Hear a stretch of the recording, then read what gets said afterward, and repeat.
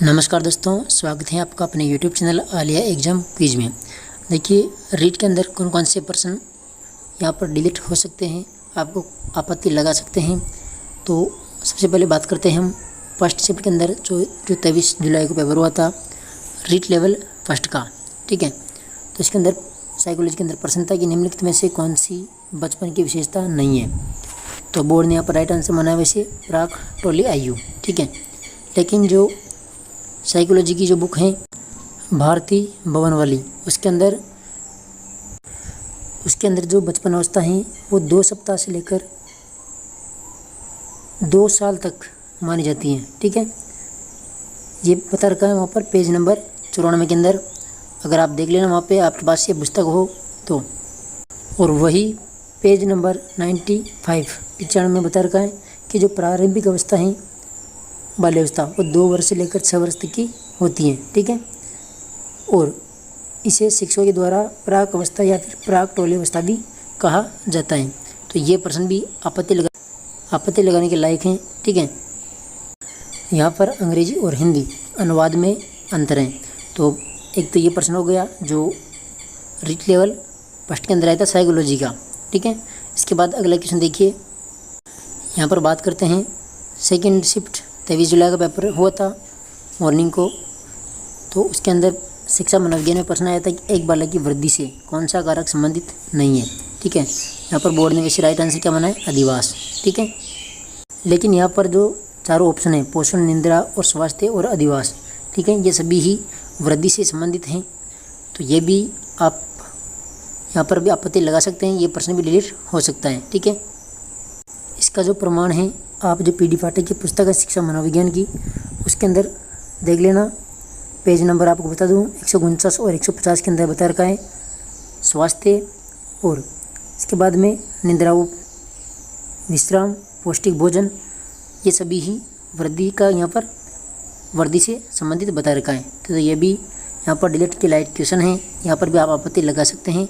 ठीक है, तो ये था सेकेंड शिफ्ट 23 जुलाई का पेपर जो क्वेश्चन शिक्षा मनोविज्ञान के अंदर पूछा गया था। इसके बाद अगला क्वेश्चन देखिए,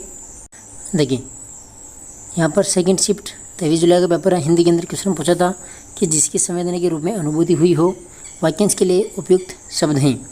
तो यहाँ पर राइट आंसर क्या माना गया है, संवेदित। ठीक है, जबकि ये विकल्प गलत हैं, ये भी रद्द करने योग्य क्वेश्चन है, इसमें भी आप आपत्ति लगा सकते हैं। जो बृहत हिंदी कोश की जो पुस्तिका जो बुक आती हैं उसके अंदर जो संवेदित है, संवेदित का अर्थ बता रखा है अनुभव किया हुआ या फिर बोध कराया हुआ। ठीक है, या फिर जताया हुआ। तो ये क्वेश्चन भी आप आपत्ति लगा सकते हैं। बृहत राजस्थान की जो बुक आती हैं उसमें आप देख लेना।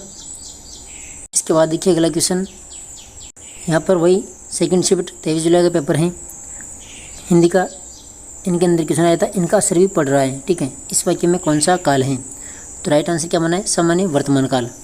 तो ये भी यहाँ पर गलत मान रखा है, जो इसमें वाक्य दे रखा है इसका असर भी पड़ रहा है। तो इसके लिए तो चारों ही विकल्प यहाँ पर गलत हैं। ठीक है,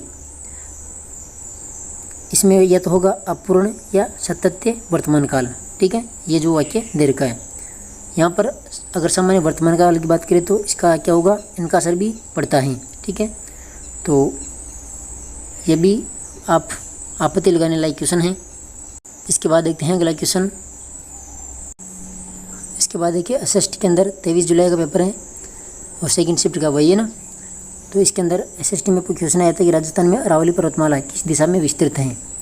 तो यहाँ पर क्या उत्तर माना गया है, दक्षिण पश्चिम से उत्तर पूर्व, जबकि यहाँ पर गलत है। इसका राइट आंसर होगा उत्तर पूर्व से दक्षिण पश्चिम की ओर। ठीक है, इसका जो प्रमाण है आप देख सकते हो यहाँ पर जो हरिमोहन सक्सेना की पुस्तक है राजस्थान का भूगोल। ठीक है, तो उसके अंदर बता रखा है उत्तर पूर्व से दक्षिण पश्चिम की ओर।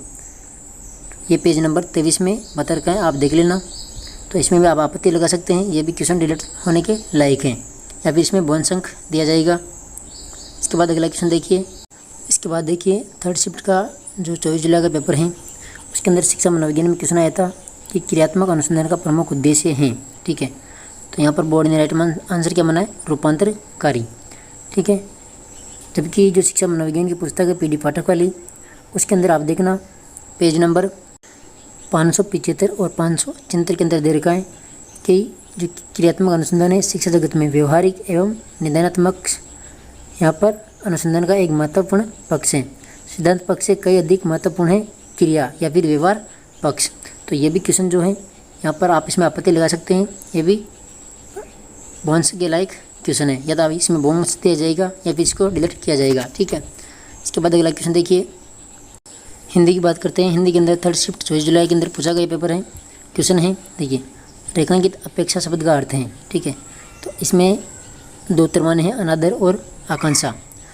जबकि यहाँ पर जो आपको बता दूँ, यहाँ पर जो अपेक्षा है, अपेक्षा का शाब्दिक अर्थ होता है वैसे आकांक्षा। ठीक है, अनादर होता है उपेक्षा का। ठीक है, उपेक्षा का अनादर और अपेक्षा का होता है आकांक्षा। तो इसमें 2 तरमाने हैं, तो ये भी यहाँ पर बोनस के लायक क्वेश्चन है, या फिर इसमें आप आपत्ति लगा देना। ठीक है, या फिर ये क्वेश्चन भी डिलीट कर सकते हैं। इसके बाद अगला क्वेश्चन देखिए, निम्न में से स्त्रीलिंग हैं। ये भी 3rd शिफ्ट में पूछा गया क्वेश्चन है 24 जुलाई को। ठीक है, तो इसमें राइट आंसर माना है काफ़ी। ठीक है, जो यहाँ पर बृहत हिंदी कोश की जो पुस्तिका है, जो बुक है, उसके अंदर जो काफ़ी है ये बता रखा है फारसी भाषा का शब्द जो पुल्लिंग और स्त्रीलिंग दोनों ही अर्थों में प्रयुक्त होता है। ठीक है, तो इसमें भी आप आपत्ति लगा सकते हैं। जो बृहत हिंदी कोश की पुस्तिका है उसमें ये बता रखा है। ठीक है, इसके बाद अगला क्वेश्चन देखिए, क्वेश्चन नंबर 35, निम्नलिखित में से शब्द का हिंदी मानक रूप है। ठीक है, तो यहाँ पर क्या राइट आंसर माना है संभव। ये 3rd शिफ्ट के अंदर 24 जुलाई का पेपर है के अंदर पूछा था हिंदी के अंदर, तो यहाँ पर क्या माना है संभव। ठीक है, जबकि जो बृहत हिंदी कोश की पुस्तिका है उसके अंदर खास, संभव और तैयार ये सभी हिंदी के मानक रूप माने गए हैं। तो इसमें भी आप आपत्ति लगा सकते हैं, ये भी पहुँच के लायक क्वेश्चन बन सकता है। ठीक है, इसके बाद देखिए अगला क्वेश्चन यहाँ पर है 3rd शिफ्ट के बाद 24 जुलाई के अंदर पूछा था हिंदी में श्रवण शब्द का हिंदी रूप है। तो यहाँ पर राइट आंसर क्या बना है श्रवण। ठीक है, जबकि जो श्रवण शब्द है वो श्रवण का तद्भव रूप है। ठीक है, जो श्रवण है वो श्रवण का तद्भव रूप है, और जो श्रवण शब्द भी शुद्ध ही यहाँ पर माना जा सकता है। यदि तत्सम शब्द पूछा होता तो फिर सही होता। तो ये भी क्वेश्चन जो है यहाँ पर डिलीट करने योग्य है। ये भी जो बृहत हिंदी कोश की पुस्तिका है उसमें आप देख सकते हो, उसमें आपको मिल जाएगा। तो इसमें भी आप आपत्ति लगा सकते हैं।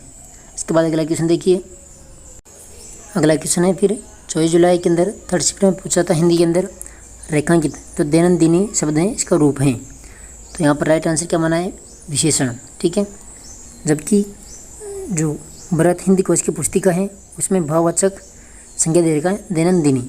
ठीक है, तो इसका विशेषण शब्द होगा दैनंदिन। ठीक है, जो इसके अंदर ऑप्शन में नहीं है। ये प्रश्न भी यहाँ पर रद्द करने योग्य हैं, इसमें भी आप आपत्ति लगा सकते हैं। तो ये क्वेश्चन देख लेना। इसके बाद देखिए अगला क्वेश्चन, एक क्वेश्चन है 3rd शिफ्ट के अंदर 24 जुलाई को हिंदी में पूछा था निम्नलिखित में से एकार्थी शब्द नहीं है।